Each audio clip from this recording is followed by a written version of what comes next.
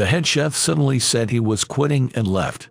The beautiful landlady in front of me looked like she was about to cry. She had helped me, and I wanted to help her too. But with my taste disorder still not cured, could someone like me really be of any help? I used to be the head chef at a long-established, high-class hotel with 3 Michelin stars, but that past glory is of no use to me now. Amidst a whirlwind of emotions, I approached the landlady and said one thing. If you don't mind, could you show me to the kitchen? John Smith. There's no one in the culinary industry who doesn't know my name.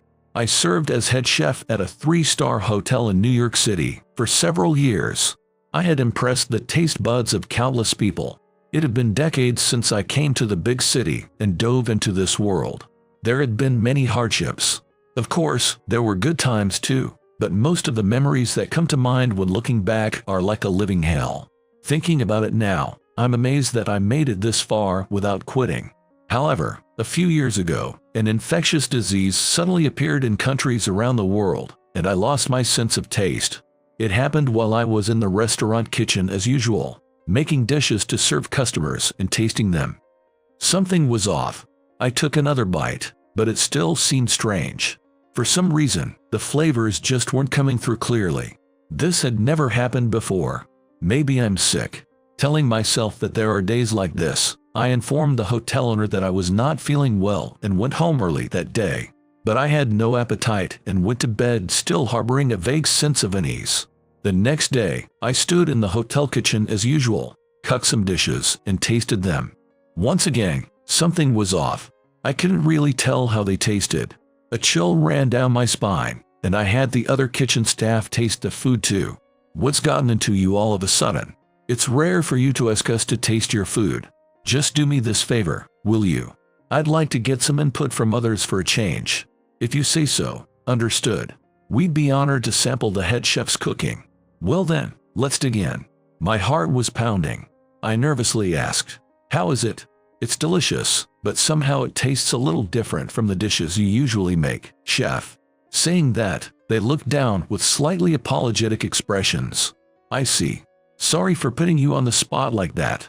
To be honest, since yesterday I haven't been able to taste things properly. I thought it was weird too. Guess there really is something wrong with me." I said all this in a rush and then fled from the kitchen. I immediately went to the hospital to get checked out. They told me I had developed a taste disorder as an after effect of the infectious disease. How could this be? For someone who cooks for a living to lose their sense of taste. I had heard of a certain musician who continued making music even after going deaf, but cooking was a different story. Even after the outbreak subsided, my taste didn't return for a long time, and I felt like I was standing at the edge of despair. Even if I could make the dishes, I couldn't serve customers something I couldn't taste for myself. Should I have other people check the flavors for me from now on? No, even if I did that, what good would it do if I couldn't confirm the taste myself? There'd be no way to make adjustments. I hadn't taught the other staff all the finer points of my techniques yet, and if I ended up serving subpar food, it would tarnish the reputation of this 3-star hotel. My pride as a chef only made me suffer more.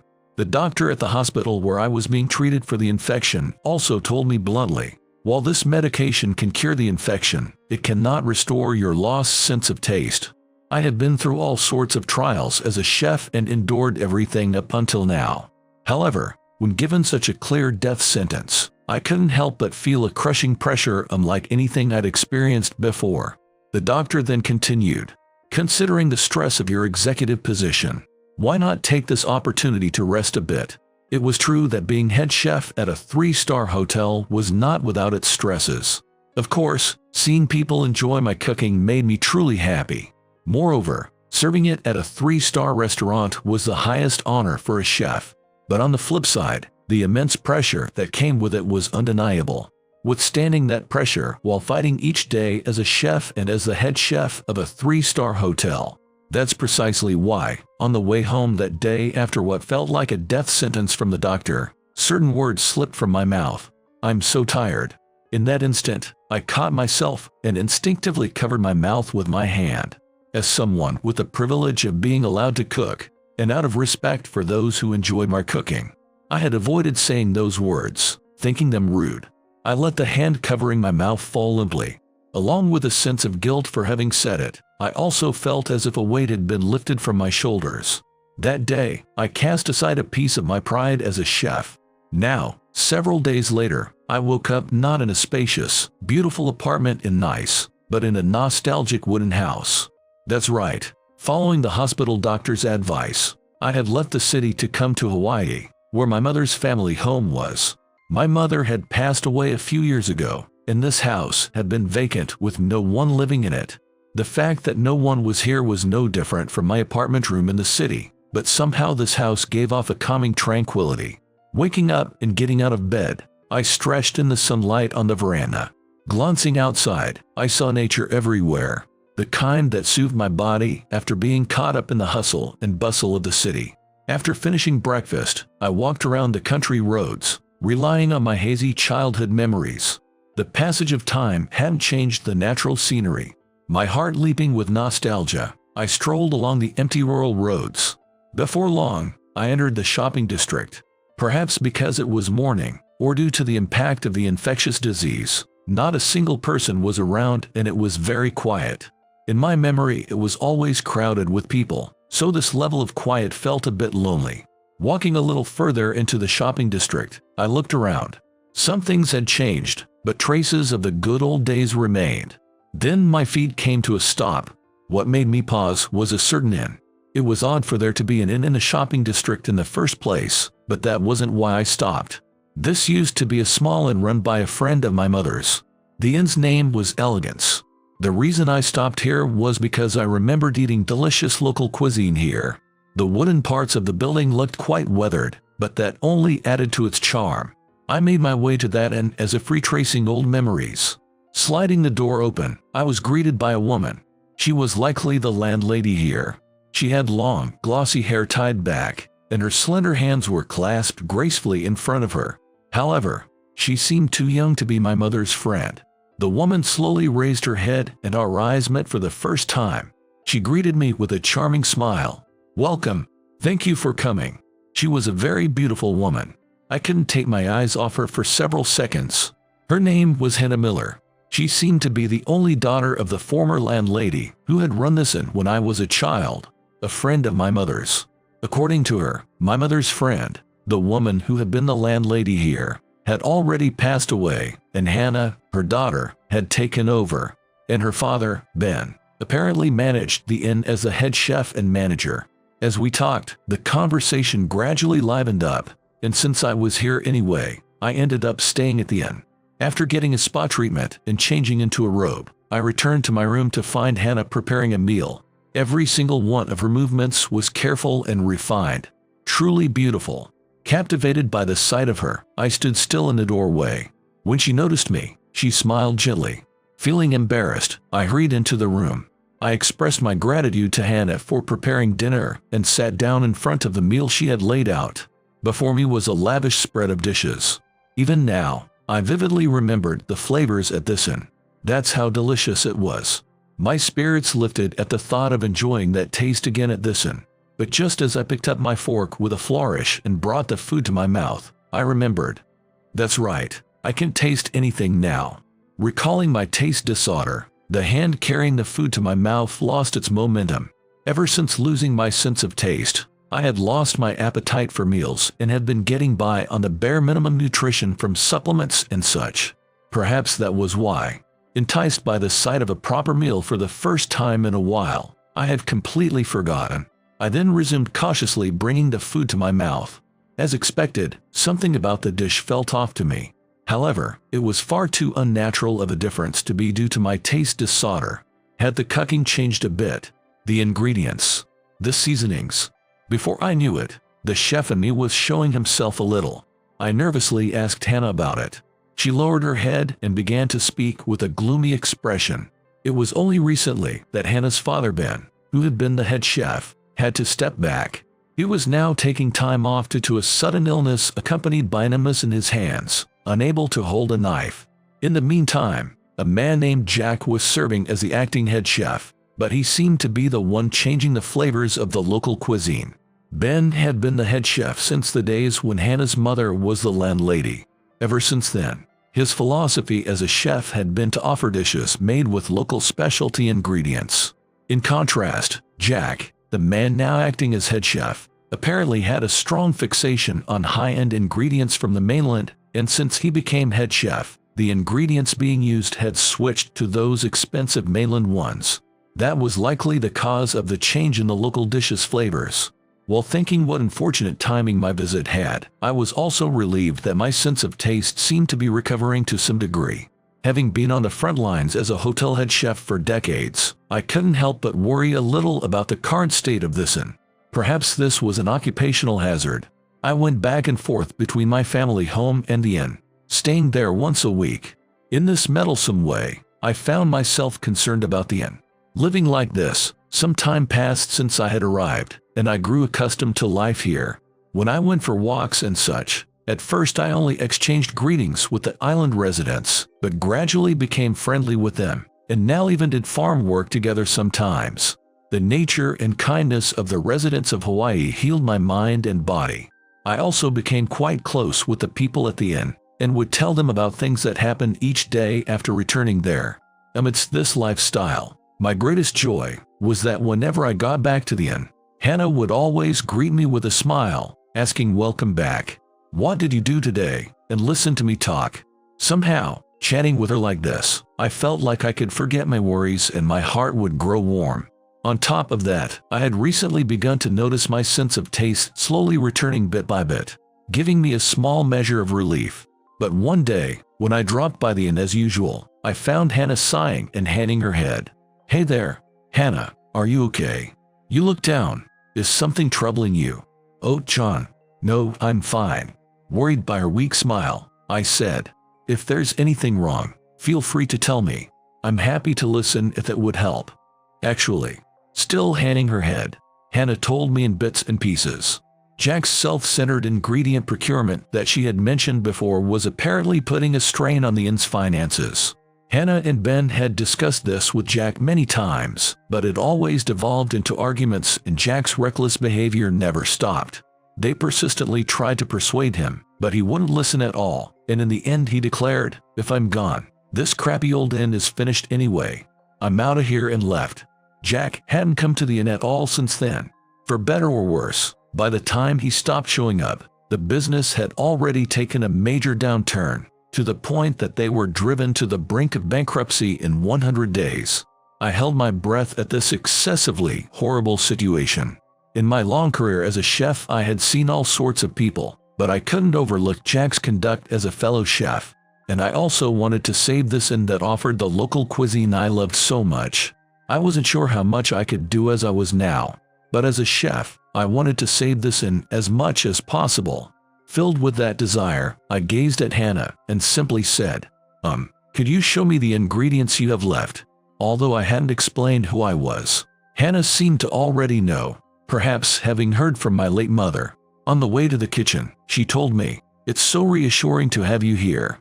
However, since my sense of taste hadn't fully returned, I couldn't feel straightforwardly happy about it. I could only express my thanks with a somewhat troubled air. More than that, what caught my attention was how Hannah, who had said that to me, clearly had less energy than when she had greeted me at the inn's entrance. I wanted to cheer her up somehow. That feeling quickened my steps as I headed to the kitchen. In the kitchen, Hannah and I were joined by Ben, Hannah's father and the former head chef, who had rushed over to advise me as my sense of taste still wasn't completely back. I picked up a kitchen knife for the first time in several days. When was the last time I had stood in a kitchen? Briefly pondering that, I promptly surveyed the ingredients that had been prepared. Every single one looked fresh and delicious. Moreover, many of the ingredients here were vegetables and such grown by the people I had done farm work with. While I had mainly done Western-style cooking at restaurants, I had of course made all sorts of dishes before arriving here. Plus, my specialty was creative cuisine. Especially popular in my restaurants were my original dishes that mixed Asian and Western elements. As I grasped the knife and began cooking, I was relieved to find my skills hadn't rested. Following Ben's advice, I proceeded through the steps and successfully completed the local cuisine. Since my sense of taste hadn't returned, I had Hannah sample it in my place. As she brought the food to her mouth, Her eyes sparkled and she happily told me it was delicious. Seeing her reaction made me want to taste it too, so I nervously took a bite of the finished dish. A nostalgic sensation shot through my body. Despite my sense of taste not being fully back, I felt I had perfectly recreated the flavors I ate in my childhood. Following suit, Ben tasted it too, and a complex expression of surprise, acknowledgement, and seeming frustration crossed his face. From that day onward, until Hannah's father could cook again, I assisted in the inn's financial recovery as a substitute head chef. At first I thought there would be criticism from the other chefs, but Hannah must have explained the situation. There was no criticism, and the work proceeded smoothly. Seeing this, Ben wryly smiled and said, "It's even more lively than in my day." Hannah giggled softly as she looked at him.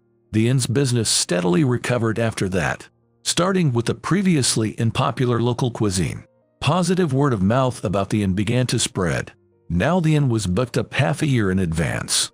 The inn that had been set to go bankrupt in 100 days was now a 3-star establishment known far and wide for its delicious local cuisine. Even after my break ended and I returned to the hotel, I kept in touch with Hannah about the inn's management. Our relationship continued after that too, with me checking in on the inn whenever I came back to my hometown during time off. On this particular day, I had taken a vacation and was heading to my hometown. But when I arrived at the inn, it wasn't bustling with activity as usual. Thinking some problem must have come up again, I hurried in through the back. There I found Ben and Hannah chatting and laughing. Noticing me enter with a worried look, the two burst out laughing.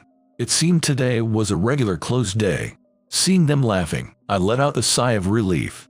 I then joined in their jovial conversation, reminiscing about old times. Somehow, in the flow of the discussion, it was decided that Hannah would show me around the local area. We invited Ben too, but he declined with some plausible excuse.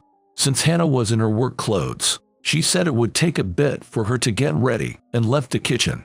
For the first time, I was alone with Ben. An awkward silence followed, but then Ben began to speak haltingly.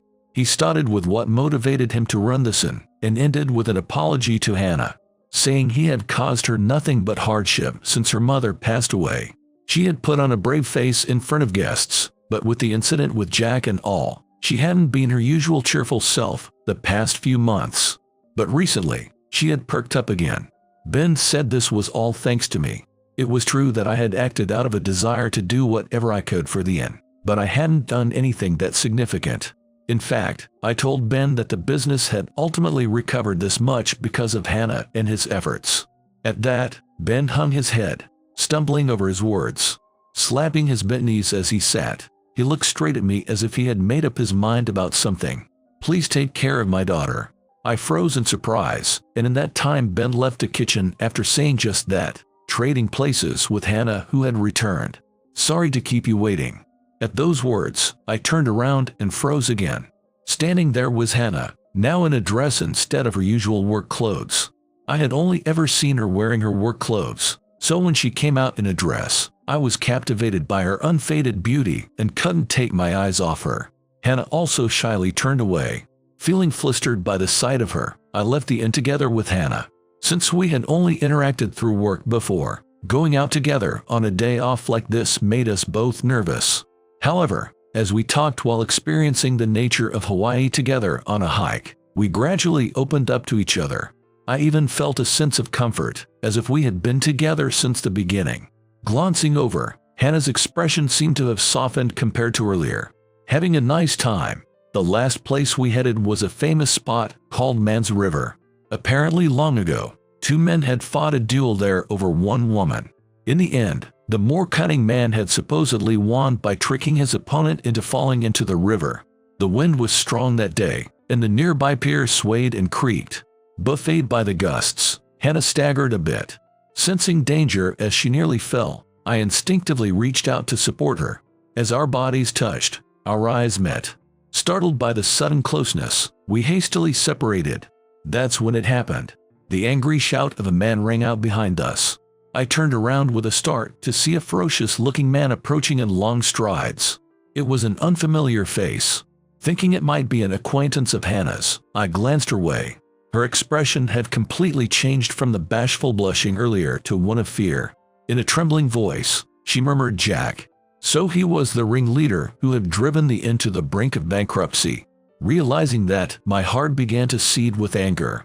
I stood in front of Hannah as if to protect her and asked the man what he wanted. Jack seized me by the collar and raised his voice. "It was you, wasn't it? You're the one who got in my way. I went to the trouble of drugging the head chef so he couldn't cook anymore. You ruined all my plans." I froze at this unexpected outburst. Drugs. Plans. At first none of it made sense. But seeing that Jack was furious with me, I got the gist of it. This man had apparently taken the head chef position with the intention of running the inn into the ground from the start. Just as he withdrew thinking the timing was right, I had stepped in, and he was angry because it had foiled his plans.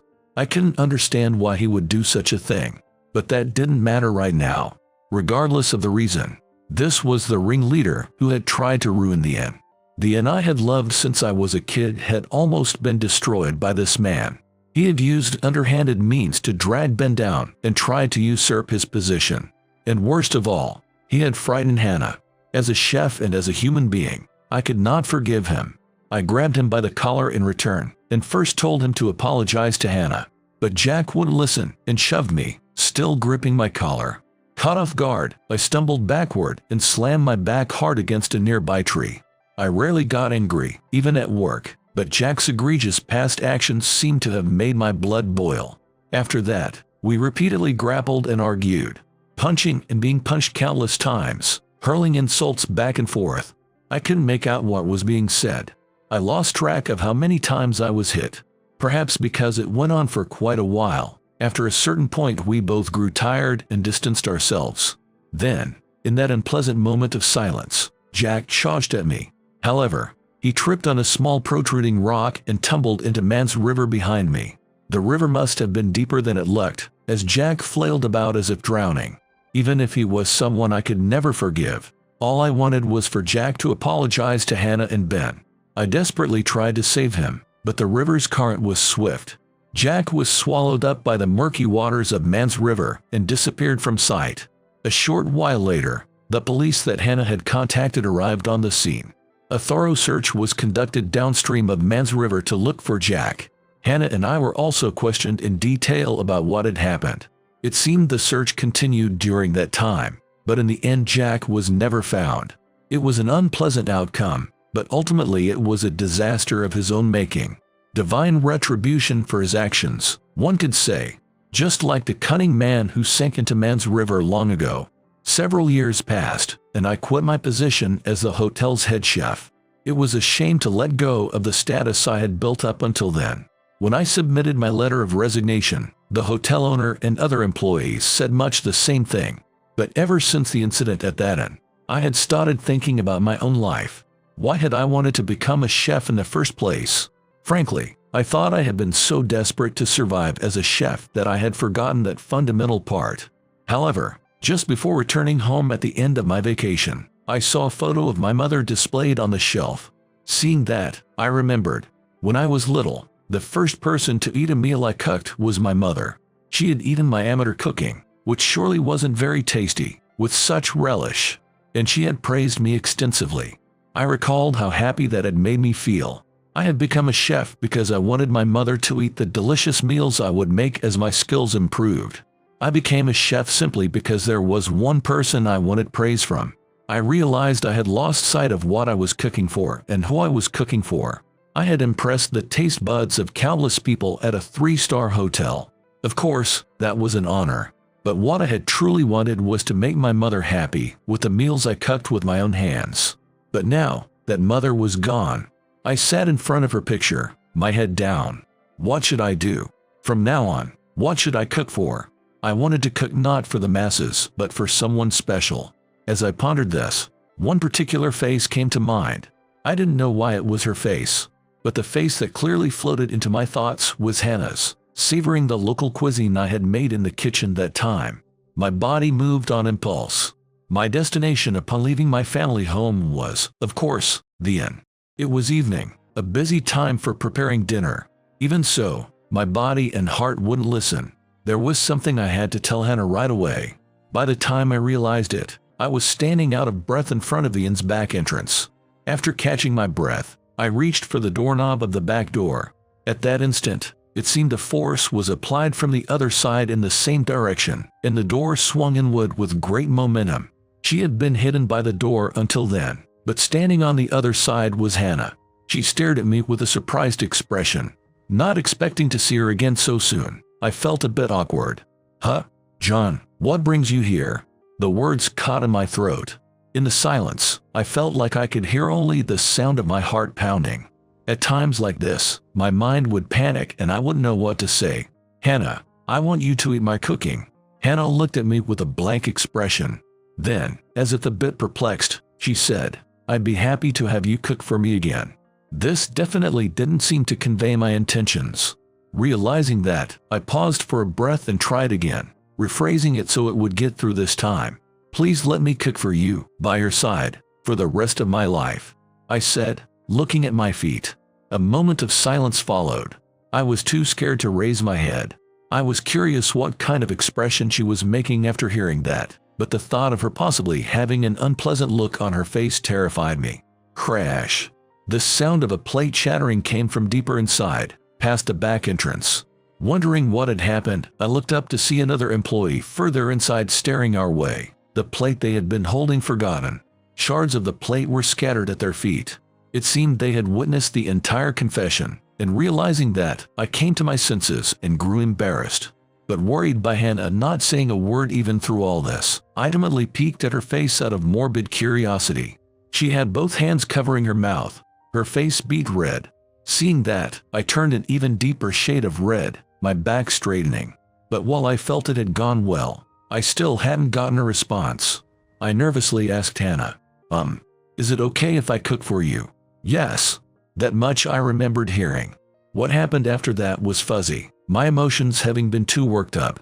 But thanks to that, I was now working as a chef at this inn. Both Ben and I had made full recoveries, and together with Hannah and the staff, everyone pitched in to run the inn. As for how that confession turned out, it was a success and Hannah and I got married. Now we have a baby on the way. The inn that had overcome the crisis of going under in 100 days looked poised to become a long-standing establishment that would continue not just for 100 days, but for the next 100 years and beyond. No, I grasped the hand of my wife smiling beside me. We would make it so.